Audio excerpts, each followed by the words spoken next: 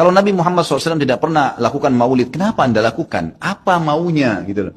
Tanya coba, pasti mereka bilang Nabi nggak pernah lakukan, para sahabat tidak melakukan. Sampai saya pernah berkata kepada beberapa teman yang sudah sampai pada, maaf, level ustadz-ustadz, kiai-kiai, yang mereka masukkan, saya bilang, akhi, tolong datangkan kepada saya satu saja pendapat, tidak usah dari para sahabat, tidak usah dari para tabi'in.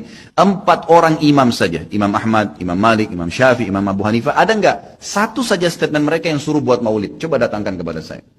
Tidak pernah ada, satu pun tidak ada statement mereka. Dan itu muncul justru setelah mereka meninggal.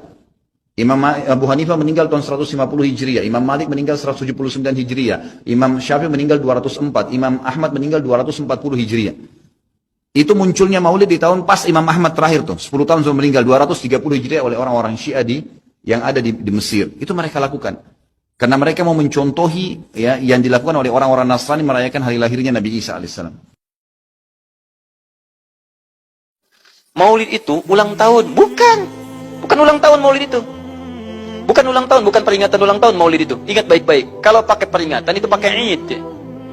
Idul Milad, ya, hari kelahiran, peringatan hari kelahiran, ulang tahun. Tapi kalau cuma maulid itu waktu kelahirannya. Apa hukumnya hari kelahiran? Hari kelahiran gak ada hukumnya. Yang melekat hukum itu bagaimana menyikapi hari kelahiran itu. Itu poinnya. Paham ya? Ketika ada perbuatan melekat kepadanya maka di situ ada hukum. Maulud itu bayinya berarti nabinya. Apa hukum maulud? Apa hukumnya nabi? Nabi yang lahir gak ada hukumnya. Jadi kalau Anda menolak maulud dengan pengertian seperti ini, maka Anda keluar dari Islam. Kalau dalam hukum seperti ini, saya menentang maulid Nabi, berarti Anda menentang kelahiran Nabi SAW. Saya menentang maulud Nabi, berarti Anda berhadapan dengan Nabi, Anda musuh Nabi. Jadi kalau Anda dimaksudkan dengan kata maulud dan maulid, Anda tidak bisa menentangnya, bisanya menerima, saya menerima.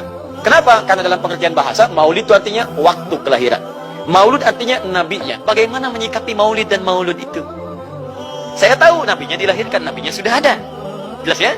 Maka kemudian saya pun tahu waktu kelahirannya. Bagaimana kemudian menyikapi itu semua? Maka Masya Allah, Quran surah ke-11 tadi, 10 tadi, Yunus, ayat 57 sampai 58. Kalau sampai kemudian ke 58-nya, falyafrahu. Gembira antum. Gembira, bahagia, silahkan. Maksud tidak gembira? Nabi Isa gembira, kita tidak gembira. Ya, Nabi Ibrahim gembira, kita tidak gembira. Nabi yang tidak melihatnya gembira. Masa kita yang mendapatkan bagian Nabi tidak gembira? Jelas ya? Nabi yang mengharapkan hadir saat kedatangannya, gembira. Kita yang mendapatkan kedatangan beliau walaupun tak mampu melihatnya, dan kita menjadi umatnya, masih tidak gembira? Umat dulu bukan bagian umat Nabi Muhammad, karena Nabi Muhammad tidak hadir di zamannya. Gembira dengan berita kedatangan Nabi Muhammad, padahal nabinya belum datang. Masa kita yang jadi umatnya, yang nabinya telah kemudian kita dapati, walaupun tidak melihatnya, masa kita tidak ikutan gembira? Maka pertama kita mesti gembira. Maka yang kedua, bagaimana mengekspresikan kegembiraan itu? Maka contoh-contoh dari Nabi SAW, bagaimana mengekspresikan kegembiraan dengan Nabi SAW itu, pertama Nabi sendiri menyikapi hari kelahirannya dengan berpuasa. Di hari Senin. Jelas ya? Ini bagi Nabi sendiri pribadinya. Nanti jadi hukum untuk kita. Nah, sekarang bagaimana para sahabat menyikapi kelahiran Nabi SAW, kedatangan Nabi SAW, dan menyikapi keberadaan Nabi SAW. Bukan cuma lahirnya, tapi setiap kedatangannya. Nabi datang dari Madinah, dari Mekah ke Madinah disambut oleh para sahabat yang ada di sana. Nabi datang dengan perang Tabuk, dari perang Tabuk disambut oleh para sahabat di sana. Tala al-badru alaina min thaniyatil wada'i, wajib syukru alaina mada'alillahi da'i. Masya Allah, disambut dengan Madinah. Bukti kesenangan mereka kepada Nabi SAW. Ada yang memuji Nabi SAW seperti Hasan bin Thabit, buat puisi-puisi memuji Nabi.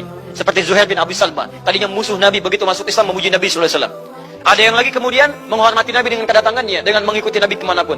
Nabi mencontohkan, amalkan. Nabi mengajarkan, ikuti. Masya Allah. Begitu Nabi meninggal, diabadikanlah kemudian nilai-nilai penghormatan itu. Ada yang menulis sejarah tentang Nabi.